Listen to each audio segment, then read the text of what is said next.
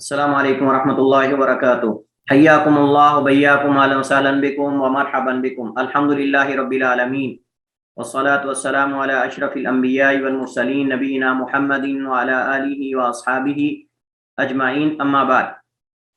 जी, हम कल जो है वो दूसरा जो कौल है जिन्होंने कहा कि पानी के कम और ज़्यादा होने को नहीं देखेंगे, कुल्लतैन है या कुल्लतैन से कम है, बल्कि हम उसके औसाफ़े सलासा का एतबार करेंगे। पानी चाहे दो कुल्लों से कम क्यों ना हो, अगर उसके औसाफ़े सलासा में से पानी का रंग, बू, जायका वगैरह जो है वो बदल जाएगा तो पानी नजस हो जाएगा।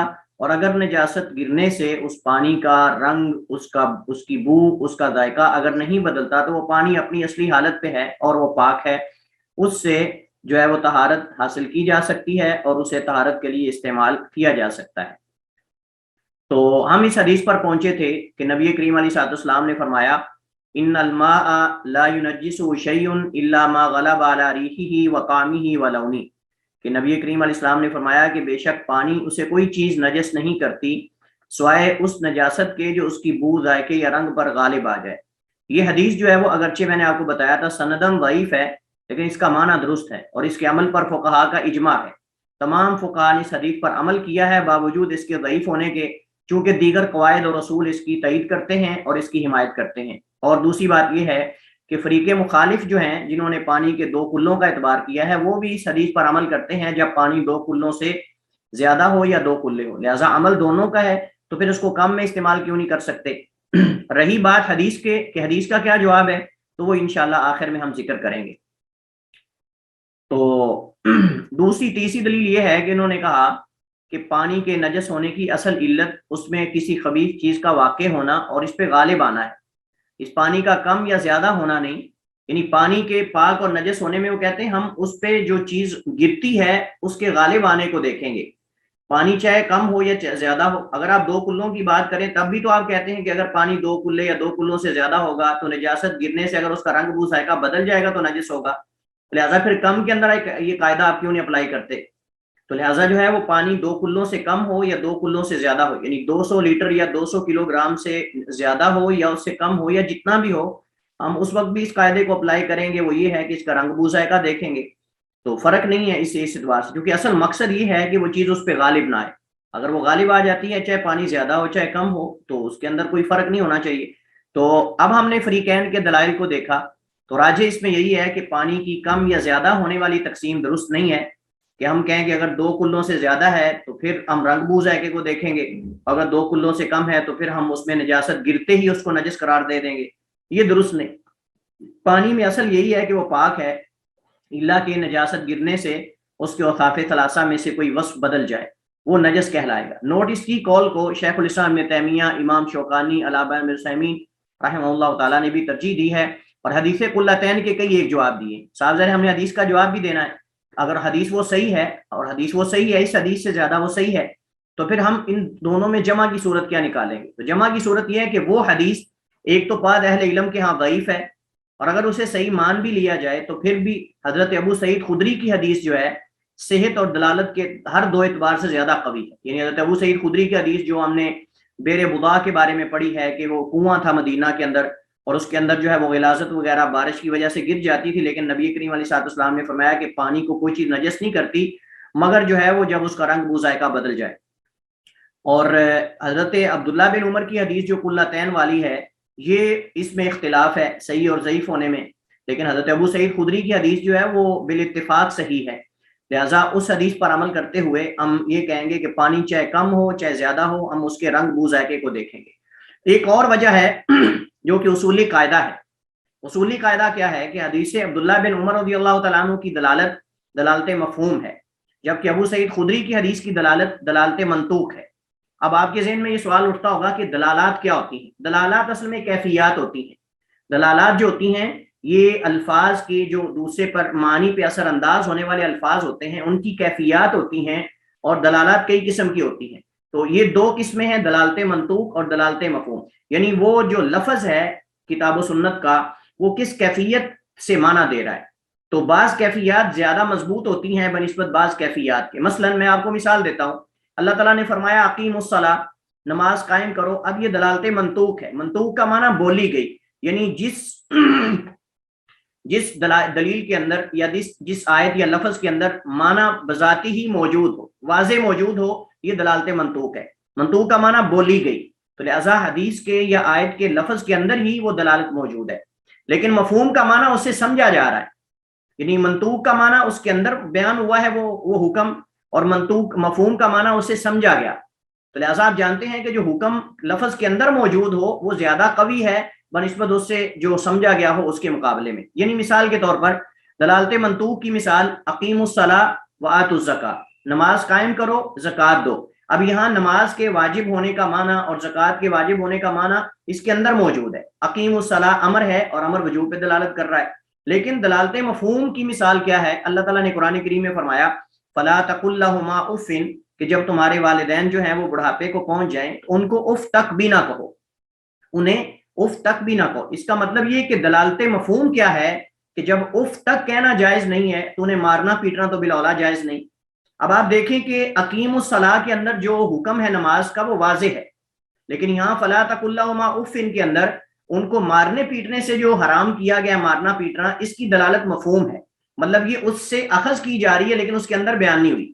فلا تقل لهما اف کے اندر بیان نہیں ہوئی، بلکہ اس کا مفہوم مخالف ہمیں یہ لگ رہا ہے کہ جب ان کو اف تک کہنا بھی جائز نہیں، اس کا مطلب اس سے بڑا کام بھی جائز نہیں ہے. مارنا پیٹنا، ان کو دھکے دینا، یہ تو بالاولیٰ جائز نہیں. جب اف تک نہیں کہہ سکتے تو دھکا کیسے دے سکتے ہیں، ان کو مار پیٹ کہہ دے سکتے ہیں. لیکن یہ دلالت ہم نے آیت سے سمجھی ہے، جبکہ اقیم الصلاۃ کے اندر تو واضح موجود ہے. تو لہٰذا حضرت ابو سعید خدری کی حدیث کے اندر دلالت واضح ہے کہ پانی کے رنگ بو ذائقے کو دیکھا جائے گا، پانی کم ہو یا زیادہ ہو. لیکن جو قلتین والی حدیث ہے اس کی دلالت مفہوم ہے، یعنی اگر قلتین سے کم ہو تو پھر وہ نجس ہو جاتا ہے نجاست گرتے ہی. یہ حدیث کے اندر تو بیان ہوا ہی نہیں، یہ تو ان علماء نے اخذ کیا ہے نا کہ اگر کم ہوگی تو لہٰذا نجاست گرتے ہی پانی نجس ہو جائے گا، تو یہ اخذ کی گئی ہے. جبکہ ابو سعید خدری کی حدیث کے اندر یہ ہے کہ پانی کو کوئی چیز نجس نہیں کرتی، پانی کو کوئی چیز نجس نہیں کرتی الا کہ اس پر غالب آ جائے نجاست وغیرہ.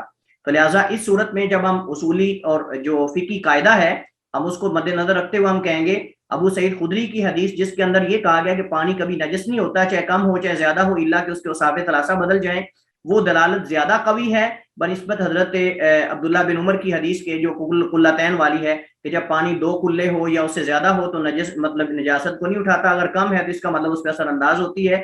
تو لہٰذا اس صورت میں ہم اس حدیث کو مقدم کریں گے اور ہم کہیں گے پانی کم ہو یا زیادہ ہو اس کے رنگ اور بو اور ذائقے کو دیکھیں گے. آپ لوگوں کو یہ سمجھ آ گئی ہے دلالت والا مسئلہ؟ جی سمجھ آ گیا. جی سر آ گیا. آپ مثال پہ غور کریں گے تو انشاءاللہ یہ سمجھ آ جائے گا. فلا تقل لهما اف کی مثال، اس طرح کی اور بھی بہت ساری چیزیں ہیں. اس کے اندر دلالت اخذ کی جا رہی ہے مارنے پیٹنے کی حرمت کی، اور اس اقیم الصلاۃ کے اندر واضح دلالت موجود ہے کہ نماز واجب ہے. تو لہٰذا سمجھے جانا اور اندر موجود ہونا دونوں میں فرق ہے. دوسرا انہوں نے حدیث قلتین کا جواب یہ دیا ہے کہ لم یحمل الخبث کا مطلب یہ نہیں کہ ہر حال میں وہ نجاست کو قبول نہیں کرتا، یعنی اس کا مطلب یہ نہیں کہ 2 کلوں سے زیادہ ہو تو نجاست اثر انداز ہی نہیں ہوتی. حالانکہ سارے صاحب عقل دیکھتے ہیں کہ بسا اوقات 2 کلوں سے زیادہ پانی کے اندر بھی نجاست اثر انداز ہو جاتی ہے. عملی طور پہ ہم مشاہدہ کرتے ہیں کہ جب آپ زیادہ مقدار میں نجاست اس کے اندر ڈال دیں گے تو چاہے پانی 2 کلے کیوں نہ ہو وہ اثر انداز ہو جاتا ہے، اس پہ نجاست اثر انداز ہوتی ہے. اپنا مائک میوٹ کریں. عرفان قیوم اپنا مائک. جی سر میں سوری سر. جی دوسرا انہوں نے حدیث قلتین کا جواب یہ دیا ہے کہ اس کا مطلب نبی علیہ السلام کے کہنے کا مطلب یہ نہیں تھا کہ جب 2 کلے پانی ہو تو اس پہ نجاست اثر انداز ہوتی نہیں، بلکہ مطلب یہ تھا کہ جب 2 کلے یا 2 کلوں سے زیادہ ہو تو غالباً یعنی اکثر اوقات نجاست اثر انداز نہیں ہوتی لیکن ہو بھی جاتی ہے. آپ صلی اللہ علیہ وسلم نے یہ تو نہیں کہا کہ کبھی ہوتی نہیں، بلکہ آپ نے یہ کہا ہے کہ زیادہ احتمال اثر انداز نہ ہونے کا ہوتا ہے. یہ اصل مقصود ہے حدیث کا کہ پانی جب زیادہ مقدار میں ہو تو نجاست اتنی جلدی اس میں سرایت نہیں کرتی، اثر انداز نہیں ہوتی، لیکن اگر کم ہو تو جلدی ہو جاتی ہے. لیکن پھر بھی اس کا مطلب یہ نہیں کہ آپ گرتے ہی کہنے کہ اگر 2 کلوں سے کم ہے تو نجس ہو جائے گا. یہ تو حدیث کے اندر معنی ہے ہی نہیں، یہ اخذ کیا گیا ہے لیکن ہے نہیں معنی، یہ بعض علماء نے اخذ کیا. تنبیہ، پانی کے کم یا زیادہ ہونے کے بارے میں علماء احناف کے ہاں بہت زیادہ اضطراب پایا جاتا ہے. بعض کہتے ہیں بڑا حوض ہو، بعض کہتے ہیں اتنا زیادہ پانی ہو کہ ایک طرف سے پانی کو حرکت دیں دوسری طرف اگر نہ پہنچے تو پھر یہ پانی زیادہ مقدار میں ہے لہٰذا اس میں نجاست اثر انداز نہیں ہوگی. اگر پانی کی حرکت دوسری طرف پہنچ جائے تو پھر وہ اثر انداز ہو جائے گی. یعنی مائع قلیل اور کثیر، زیادہ اور کم پانی کا انہوں نے فرق. احناف نے بے شمار قول ہیں فقہ حنفی کے اندر.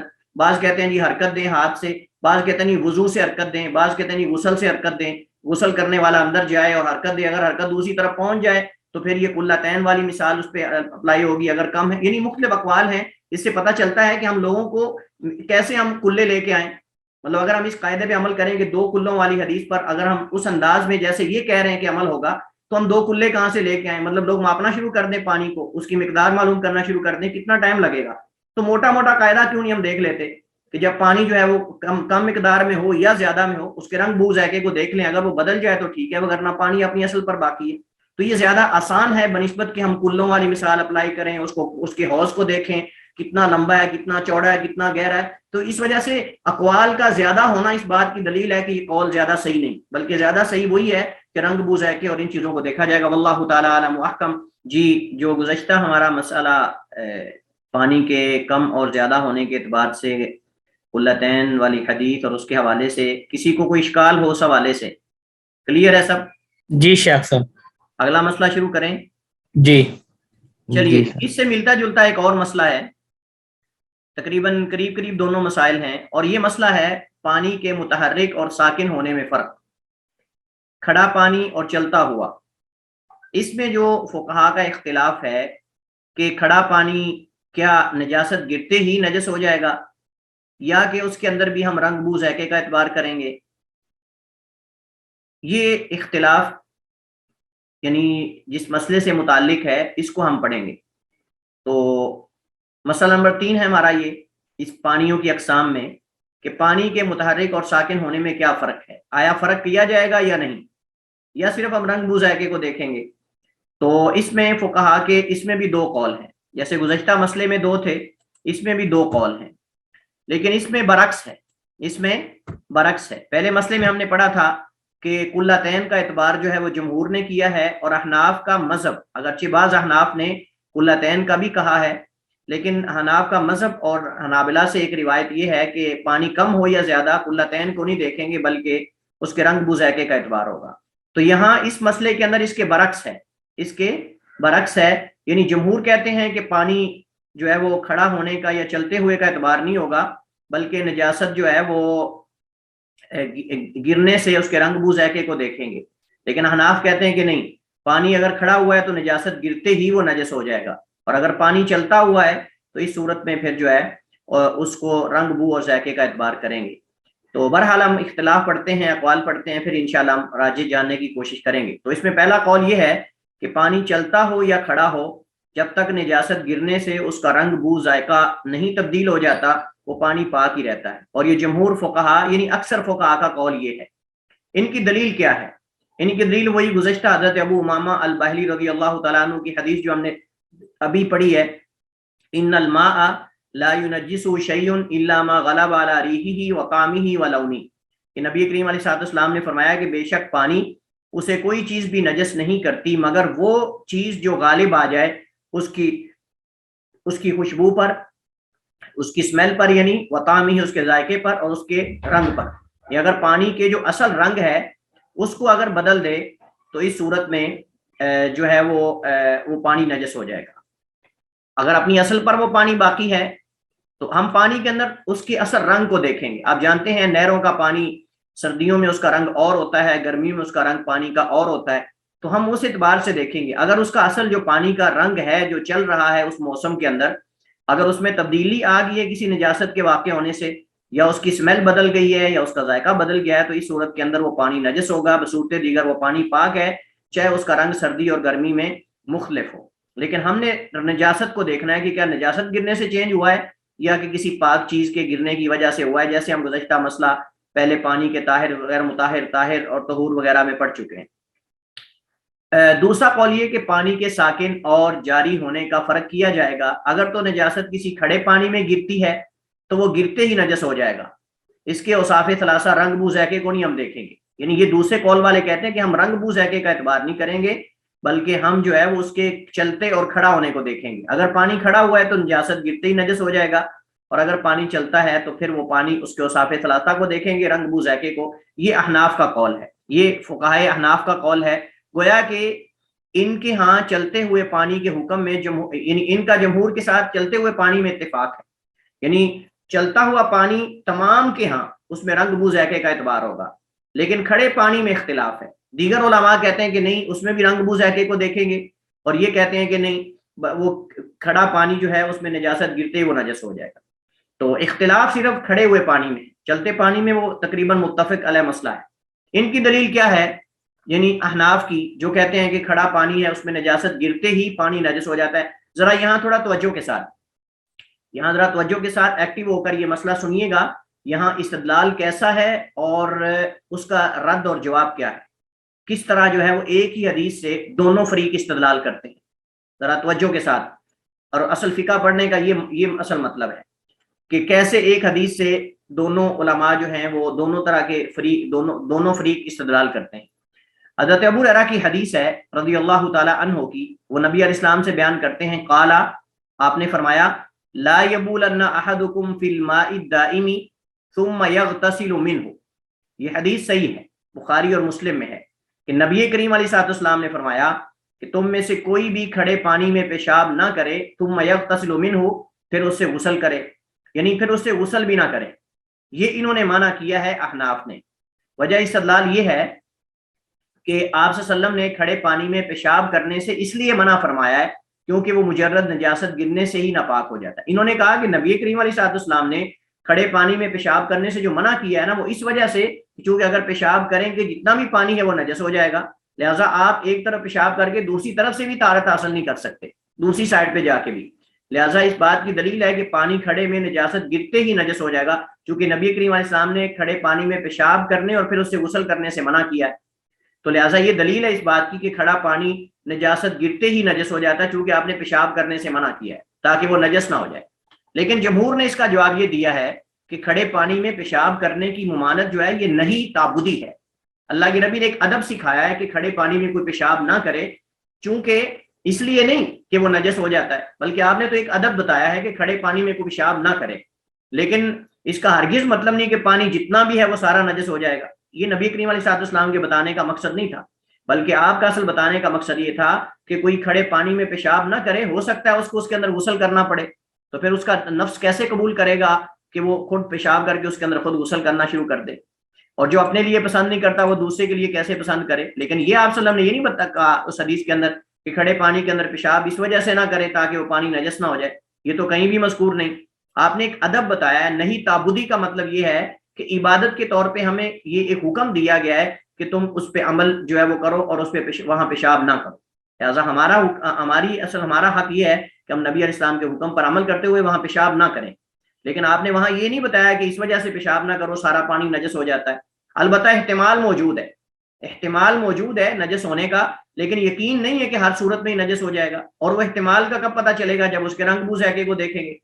تو لہٰذا اس میں کوئی دلیل۔ دوسرا، حدیث میں اس پانی سے غسل کرنے کی ممانعت مراد نہیں، یعنی حدیث کے اندر آتا ہے نا ثم یغتسل منہ، پھر اس سے غسل کرے، یعنی احناف نے کہا کہ اس کا مطلب اس سے غسل نہ کرے اس وجہ سے چونکہ وہ نجس ہو چکا ہے، لیکن جمہور کہتے ہیں کہ اس کا مطلب یہ نہیں ہے کہ وہاں اس پانی کے اندر غسل کرنے سے روکا ہے، بلکہ نبی علیہ الصلوۃ والسلام نے انجام بتایا ہے، آپ نے انجام کار ذکر کیا ہے کہ اگر وہ پیشاب کرتا ہے تو ہو سکتا ہے اس کو اس کے اندر غسل کرنا پڑے، تو آپ نے ایک انجام بتایا ہے۔ اس کے پیشاب کرنے کا نتیجہ یہ بھی تو نکل سکتا ہے کہ اسی کو ضرورت پڑ جائے اس پہ غسل کرنے کی، لہٰذا بہتر ہے کہ اس کے اندر پیشاب نہ کرے۔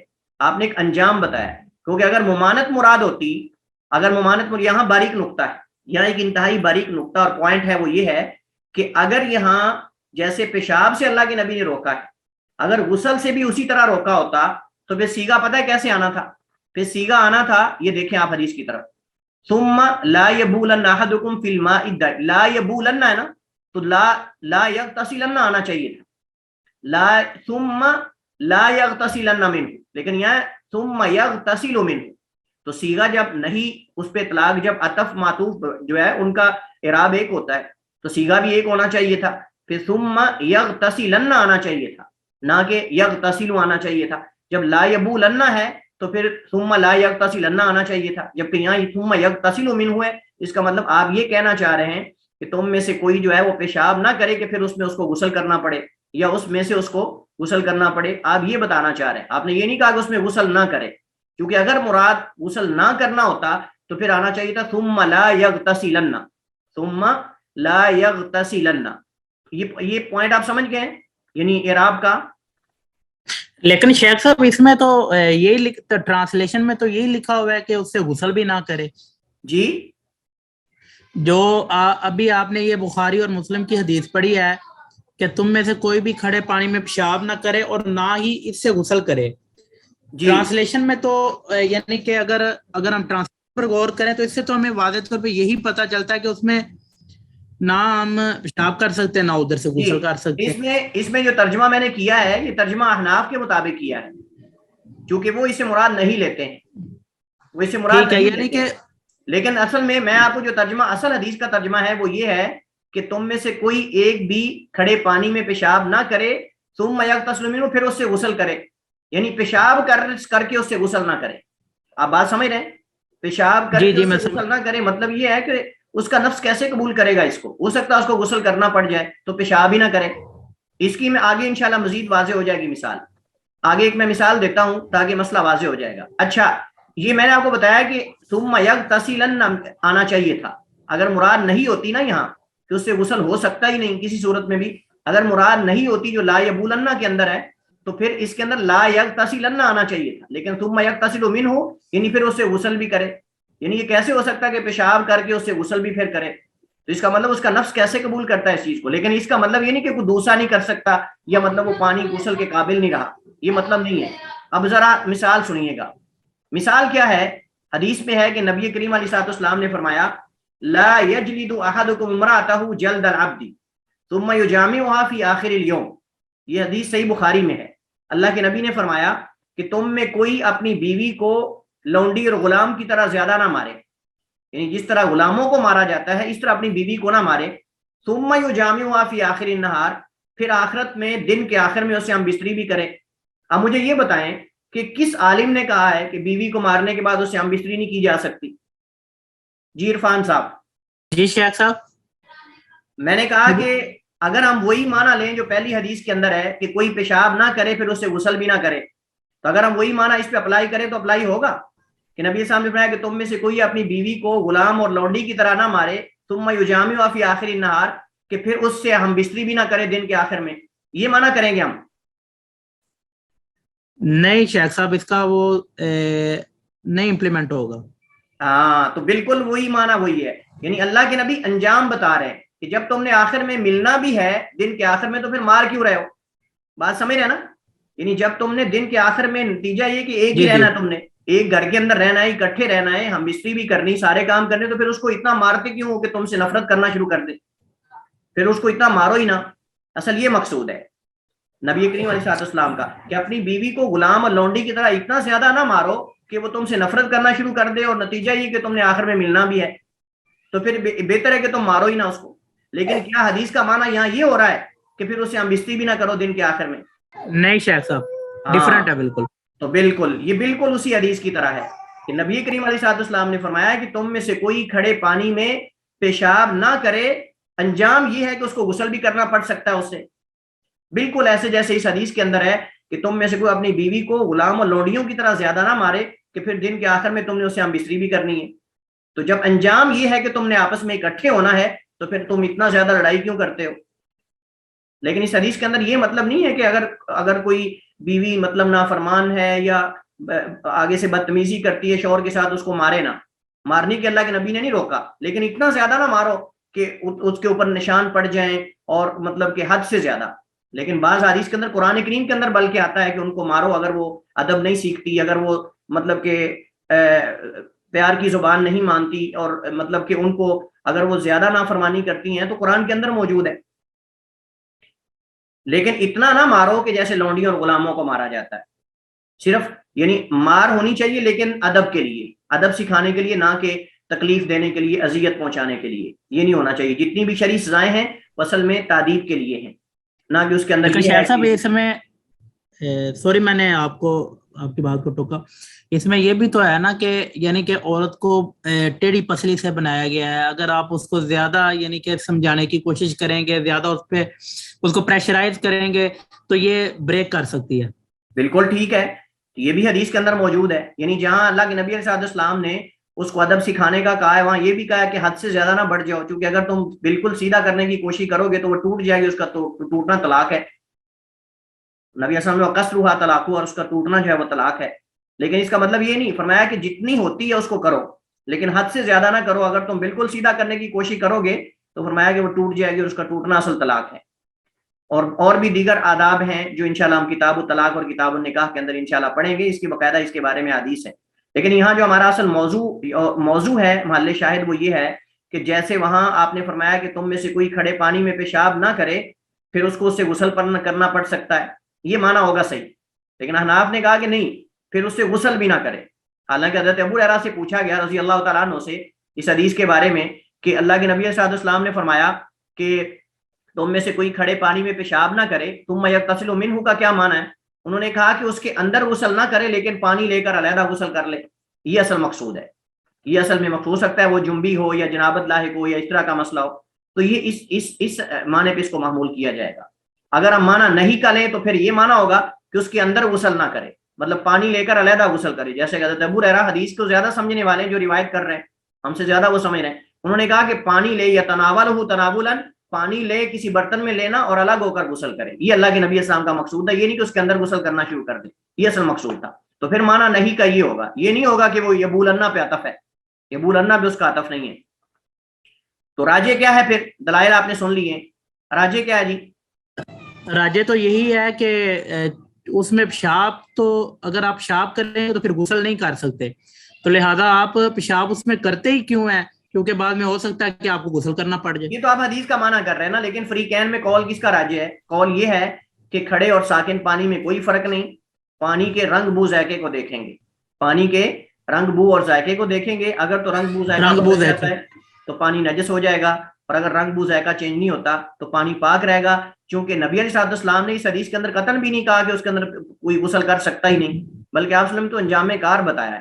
اور جو پیشاب کرنے سے آپ نے روکا ہے وہ اس وجہ سے کہ یہ خلاف ادب ہے اور یہ ایک نہیں ہے. اللہ تعالیٰ, اللہ کے رسول زیادہ بہتر جانتے ہیں انہوں نے کیوں روکا ہے, اور یہ بھی ہو سکتا ہے کہ وہ نجاست کا احتمال رکھتا ہے, اس وجہ سے آپ نے کہا کہ وہ اس کے اندر پیشاب نہ کرے, کیونکہ ہو سکتا ہے اس کو نجس کر دے. واللہ عالم. اگلا مسئلہ ہمارے پاس جو ہے مسئلہ نمبر 4 پانی کے ہی حوالے سے ہے, وہ پانی مستعمل کے بارے میں.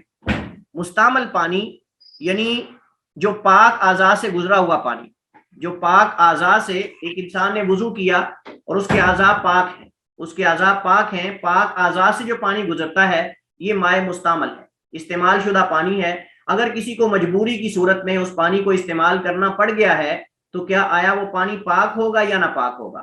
یہ اصل ہے. پاک اعضاء سے گزرنے والا پانی, پاک اعضاء سے گزرنے والا پانی مقصود ہے, نجس اعضاء سے نہیں. یعنی اگر ایک بندے نے غسل کرنا ہے تو آپ جانتے ہیں کہ پہلے وہ شرم اور ساری چیزیں الگ دھوئے گا پھر الگ غسل کرے گا. تو پاک اعضاء سے گزرنے والا پانی یہاں مقصود ہے. مستعمل پانی سے مراد وہ پانی نہیں جس کو نجس اعضاء پہ گزارا گیا ہے یا ناپاک اعضاء پہ گزارا گیا ہے, وہ پانی نہیں, بلکہ یہاں یہ ہے کہ پاک اعضاء سے جو پانی گزر کر کہیں جمع کر لیا گیا ہے کیا اس کو استعمال کر سکتے کہ نہیں. اصل میں یہ کئی مسائل کے اندر یہ مسئلے کی ضرورت پڑتی ہے. مثال کے طور پر ایک بندہ جو ہے وہ کیا اس کو کہتے ہیں پانی دم کر کے جو اس کے اندر پھونکے جاتے ہیں, اس طرح اللہ کے نبی السلام صحابہ پر چھینٹے مارتے تھے, آپ کے وضو کے اعضاء سے صحابہ کرام لیتے تھے, کئی اور مسائل ہیں. تو اس وجہ سے ہم مسئلے کو ڈسکس کر رہے ہیں. اس طرح پانی جب استعمال ہوتا ہے تو کپڑوں پہ بھی گرتا ہے, داڑھی کا پانی بھی گرتا ہے, تو کیا وہ پانی جو مستعمل ہوتا ہے یہ پاک ہے یا نہ پاک ہے؟ اس وجہ سے ہم اس مسئلے کو جو ہے وہ ڈسکس کر رہے ہیں. تو اس میں پہلا قول یہ ہے کہ مستعمل پانی پاک ہے, اس سے مزید طہارت حاصل کی جا سکتی ہے, اس سے مزید طہارت حاصل کی جا سکتی ہے. جو پاک اعضاء سے پانی گزرا ہوا ہے اس سے آپ مزید بھی طہارت حاصل کر سکتے ہیں. یہ قول جمہور فقہاء کرام کا ہے. ان کی دلیل کیا ہے؟ ان کی دلیل حضرت جابر عبداللہ رضی اللہ تعالیٰ عنہما کی حدیث ہے. اور حدیث میں کیا ہے؟ حضرت جابر بیمار ہو گئے تھے تو فرماتے ہیں دخل علیہ النبی صلی اللہ علیہ وسلم وانا مریض, اللہ کے نبی میرے پاس داخل ہوئے اس حال میں کہ میں مریض تھا. فدعا بوضوء, جی نور ہرا. اچھا بتائیے کہ وضو کا کیا معنی ہے واو کے فتح کے ساتھ. وضو کے لیے استعمال. میں نے آپ کو بتایا تھا کہ یہ طہور وضو وضو یہ بار بار الفاظ آئیں گے, لہٰذا ابھی سے جان لو. اور یہاں دیکھ لیں حدیث کے اندر وہ لفظ آ گیا ہے وضو واو کے فتح کے ساتھ, تو کیا مراد ہوگا؟ وضو کا پانی. احسنتی رائٹ. تو یہاں مراد وضو کرنے کا پانی ہے چونکہ واو کے فتح کے ساتھ ہے, چونکہ واو کے فتح اور زبر کے ساتھ ہے. لیکن اگر واو کے ضمہ کے ساتھ ہوتا تو پھر کیا مراد ہوتا؟ پھر وضو خود مراد ہے, پھر وضو کا فعل مراد ہوتا, پھر وضو کا فعل مراد ہوتا. تو کہتے ہیں فدعا بوضوء, اللہ کے نبی علیہ السلام نے وضو کے لیے پانی منگوایا, فتوضا اور وضو فرمایا, ثم نضح علی من وضوئہ, پھر آپ نے اپنے وضو کا بچا ہوا پانی میرے اوپر جو ہے وہ اس کے چھینٹے مارے. فافقت تو مجھے فاقہ ہوا, فافقت تو مجھے فاقہ ہوا, فقلت میں نے کہا یا رسول اللہ, اللہ کے رسول, انما لی اخوات فنزلت آیت الفرائض. تو حضرت جابر کہتے ہیں کہ اللہ کے رسول میری بہنیں ہیں, میرا کوئی بھائی نہیں, اور میں اکیلا ہوں, والد فوت ہوا ہے, تو میرے پاس مال ہے, جائیداد ہے, اس کا کیا کروں؟ اللہ تعالیٰ نے وہ آیت جو میراث ہے وہ اتار دی, یوصیکم اللہ فی اولادکم للذکر مثل حظ الانثیین. یہ جو آیت ہے آیت میراث, اللہ تعالیٰ نے وہ اتار دی کہ اگر بہن ایک ہے تو وہ آدھا لے گی, اگر دو ہیں تو 2/3 لیں گی, اور اس طرح کر کے جو وراثت کا مکمل تفصیل اور ڈیٹیل ہے اس آیت کے اندر موجود ہے. تو وہ اللہ تعالیٰ نے آیات اتار دی. یہ بخاری مسلم کی ہے. اب آپ دیکھیں کہ اگر پاک اعضاء سے گزرا ہوا پانی نجس ہو جاتا ہوتا, اسے دوبارہ طہارت حاصل کرنا ممکن نہ ہوتی, تو اللہ کے نبی حضرت جابر پر وہ پانی استعمال شدہ نہ ڈالتے, اس کے چھینٹے نہ مارتے. اس کا مطلب یہ کہ جو پاک اعضاء سے پانی ایک دفعہ گزر جاتا ہے وہ نجس نہیں ہوتا. البتہ آپ جانتے ہیں کہ اس کے اندر کلی تو نہیں کرے گا, وہ اس کے اندر وہ ناک وغیرہ تو نہیں چاڑے گا. مراد جو پاک اعضاء سے گزرا ہوا پانی, اس کے اندر فضلے وغیرہ یہ چیزیں نہ ہو. یہ مجبوری کی صورت میں اس طرح کے مسائل ڈسکس کیے جاتے ہیں. تو یہ پہلی اس کی دلیل ہے کہ جو مستعمل پانی ہے وہ پاک ہے. وجہ استدلال یہ ہے کہ آپ صلی اللہ علیہ وسلم نے اپنے وضو کے پانی سے حضرت جابر پر چھینٹے مارے. اگر وہ مستعمل پانی نجس ہوتا تو آپ کبھی بھی ایسا نہ کرتے. اور دوسرا یہ ہے کہ صحیح احادیث میں ہے کہ صحابہ کرام رضوان اللہ علیہم اجمعین رسول اللہ صلی اللہ علیہ وسلم کے وضو سے گرنے والے پانی کے قطرات لے کر اپنے جسموں پر ملتے تھے. اگر مستعمل پانی نجس ہوتا تو آپ صلی اللہ علیہ وسلم انہیں ہرگز بھی اجازت نہ دیتے کہ تم یہ کیوں کر رہے ہو, پانی تو نجس ہو جاتا ہے استعمال ہونے. اگر کوئی بندہ یہ کہے کہ یہ نبی کریم علیہ السلام کے ساتھ خاص ہے. اچھا, میں نے یہ پوچھنا تھا کہ اللہ کے نبی صلی اللہ علیہ وسلم نے وہ صحابی کے اوپر چھینٹے مارے, یعنی کہ ہم یہ اس سے مراد یہ بھی لے سکتے ہیں کہ اگر ایک بندے نے وضو کیا تو اس کے وضو کے پانی کو ہم دوبارہ جو سا ہے وہ دوسرا بندہ بھی کر سکتا, اس استعمال میں لے سکتا وضو. یہی تو ہم مسئلہ ڈسکس کر رہے ہیں. یہی میں نے آپ کو بتایا ہے کہ وہ بندہ کلی تو الگ کرے گا نا, نیچے زمین پر کلی وغیرہ ناک الگ جھاڑے گا, لیکن اعضاء اگر اندر دھوتا ہے, مطلب اپنا چہرہ, اپنے ہاتھ وغیرہ, اپنا پاؤں بھی اگر اندر دھو لیتا ہے تو کوئی حرج والی بات نہیں ہے. لیکن یہ ہے کہ مراد پاک اعضاء ہوں, اعضاء پاک ہوں تو پانی جو ہے اس کے اندر اگر وہ مطلب کہ کوئی نجاست نہیں گری تو پانی پاک ہے وہ. یہی تو دلیل, ہم اسی وجہ سے مسئلہ ڈسکس کر رہے ہیں. اور ایسا مسئلہ بسا اوقات بعض علاقوں میں پیش آ سکتا ہے جہاں پانی کی قلت ہو, تو یہ غسل پر بھی امپلیمنٹ, بالکل غسل پر بھی بالکل اپلائی ہوگا. جب وہ اپنے شرمگاہ کو الگ دھوئے گا, جو اپنی شرمگاہ نیچے والے حصے کو الگ دھوئے گا, تو اس کے بعد اگر وہ غسل کرتا ہے پورے جسم پر تو صورت میں پانی نجس نہیں ہوگا, کیونکہ وہ پاک اعضاء سے گزرا ہے. انسان کے اعضاء پاک ہوتے ہیں, صرف نجس والی جگہ جو ہے وہ نجاست والی وہ الگ دھوئے گا, وہ پانی کے اندر نہیں دھوئے گا, وہ الگ دھوئے گا. اور آپ جانتے ہیں کہ حدیث کے اندر موجود ہے کہ جس آدمی کو نظر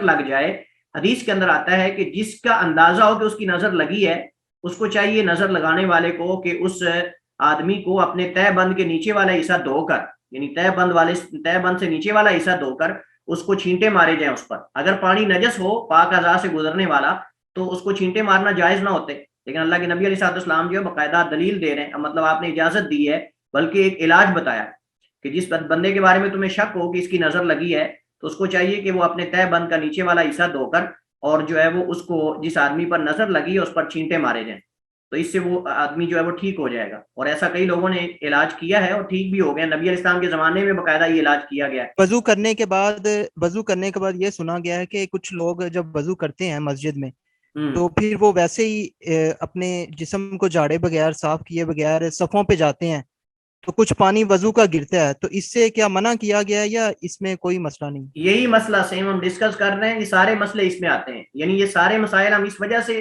یہ ڈسکس کر رہے ہیں کہ اس کی صورتیں آج بھی کہیں نہ کہیں موجود ہے، کسی اور صورت میں موجود ہیں. پانی کے چھینٹے گرتے ہیں صف پر، کسی دوسرے آدمی کو لگتے ہیں، کپڑوں کو لگتے ہیں. وضو کے پانی کے جب آپ نیچے کرتے ہیں کفیں اپنی بازو تو لگتا ہے اس کو پانی، کپڑوں کو لگتا ہے. اگر یہ پانی نجس ہو تو پھر تو ہمارے کپڑے بھی نجس ہو جانے چاہیے، لیکن ایسا ہے نہیں. چلیے خیر، صحابہ کرام کا عمل، نبی علیہ السلام کا عمل پانی پاک جگہ سے گزرنے سے ناپاک نہیں ہوتا. یعنی تیسری دلیل یہ ہے کہ پانی پاک جگہ سے گزرنے سے ناپاک نہیں ہوتا. اگر آپ کپڑا پاک دھو لیں، مثلا آپ کا کپڑا ہے، آپ کو پتا ہے کہ یہ کپڑا پاک ہے، آپ اس کو پانی کے اندر ڈال دیں، کیا پانی نجس ہو جائے گا؟ جی نہیں. تو جب پانی کا پاک کپڑے کو دھونے سے پانی نجس نہیں ہوگا تو پاک عضو کو، پاک ہاتھ کو دھونے سے کیسے پانی نجس ہو جائے گا؟ یہ چوتھی دلیل ہے.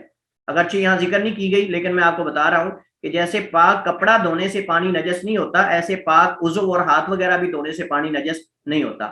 دوسرا قول یہ کہ مستعمل پانی نجس ہے، پاک نہیں، لہٰذا اس سے مزید طہارت حاصل کرنا جائز نہیں. یہ حناف کا قول ہے. ان کی دلیل حضرت ابو ہریرہ کی گزشتہ حدیث ہے. حضرت ابو ہریرہ رضی اللہ تعالیٰ عنہ کی گزشتہ حدیث جو ہم نے پڑھی ہے کہ کھڑے پانی میں پیشاب نہ کرے پھر اس میں غسل بھی نہ کرے. کہتے اللہ کے نبی نے اس وجہ سے غسل کرنے سے منع کیا ہے کہ پانی وہ مستعمل ہو جائے گا، لہذا اس پانی کو پھر استعمال کرنا جائز نہیں. حالانکہ ایسا تو ہم نے بات کی کہ نبی علیہ السلام نے جو ہے وہ اس کے اندر اس وجہ سے اس کو کہا کہ وہ چونکہ پیشاب کر رہا ہے تو اس میں غسل پھر کیوں کرے گا، اور آپ نے یہ کہا کہ اس سے الگ پانی لے. حضرت ابو ہریرہ نے وضاحت کر دی نا رضی اللہ تعالیٰ عنہ نے کہ پانی اس سے الگ لے. لیکن یہ تو صرف یہ ہے کہ جیسے آپ بذات خود یہ پسند نہیں کرتے تو ہو سکتا ہے کوئی دوسرا بندہ بھی آپ کو دیکھ لے اور ہو سکتا ہے آپ کے وضو پہ کہیں نجاست ہو، لیکن ہم یہ مستعمل پانی اس کی بات کر رہے ہیں جو پاک اعضاء سے گزرا ہو. لیکن ہو سکتا ہے وہ اس کے اندر غسل کرے گا تو شرمگاہ بھی وہاں دھو لے، صاحب جب اندر کرے گا تو شرمگاہ بھی دھوئے گا. لیکن اگر الگ شرمگاہ دھوتا ہے، پانی لے کر اس کے اندر ڈالتا ہے تو اس میں کوئی حرج والی بات نہیں اگر پانی کے چھینٹے چلے بھی جاتے ہیں. اور ویسے بھی آپ جانتے ہیں کہ ہم جب غسل کرتے ہیں ٹب وغیرہ میں تو وہاں چھینٹے جسم سے اڑ کے اندر جاتے ہیں، وہ استعمال شدہ ہوتے ہیں جو ہمارے جسموں سے، اور اس سے دوسرا بندہ بھی کر لیتا ہے، کہ غسل تیسرا بھی کر لیتا ہے بسا اوقات. تو اگر وہ پانی جسم سے گرنے والا نجس ہو تو چھینٹے ہمارے کئی گرتے ہیں پانی کے اندر، ٹب کے اندر، تو پھر وہ بھی نجس ہو جانا چاہیے. تو انہوں نے غسل کرنے کو جو ہے وہ دلیل بنایا ہے. کہتے ہیں کہ آپ صلی اللہ علیہ وسلم نے اس میں غسل کرنے سے اس لیے منع فرمایا کیونکہ جب اس میں غسل کیا جائے گا تو مستعمل پانی وہ نجس ہو جائے گا، اور نجس پانی جو ہے اس کو استعمال کرنا جائز نہیں ہے. بہرحال یہاں راجح موقف یہی ہے کہ مستعمل پانی پاک ہے، اور اس کے دلائل بے شمار ہیں جن میں سے چند ایک میں نے ذکر کیے، اور بھی کافی سارے دلائل ہیں.